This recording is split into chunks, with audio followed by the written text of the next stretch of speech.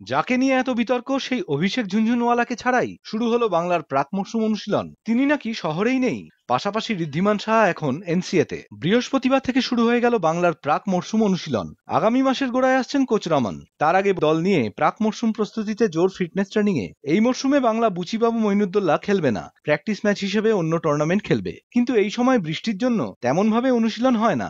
দেখতে দেখতে রঞ্জি চলে আসে। চূড়ান্ত দল গঠনের আগে নির্বাচক বা কোচও সেভাবে দল বুঝতে পারেন না। এই অবস্থায় ভালো ফল করাটাই চ্যালেঞ্জ, বলছিলেন অশোক দিন্দা। কে কখন টাচে আছে, কে কখন রিদিমে আছে, এটা যদি না দেখার সুযোগ পায় তো সিলেকশন কমিটিতে ক্যাপ্টেন অ্যান্ড কোচের খুব একটু ডিফিকাল্ট হয়ে যায় কি সিলেকশন মেন 11 চুজ করার। পাশাপাশি এবারে চ্যালেঞ্জার্সে মনোজ দিন্দাকে পাওয়া গেলেও ইন্ডিয়া এর হয়ে খেলার জন্য অনুষ্টুপ স্বামীকে পাওয়া যাবে না। তবে তারা না খেললেও বাকিরা ভালো ফল করবে বলেই আশাবাদী অনুষ্টুপ। বিজয় হাজারে চ্যাম্পিয়ন হয়েছিলাম, সেখানেও মনোজ দিন্দা ছিল না। আমার মনে হয় সাইডলাইন খুবই স্ট্রং আছে এবং প্রচুর অলরাউন্ডার আছে এবং আমার মনে হয় চ্যালেঞ্জার ট্রফিতে আমরা ভালো করব।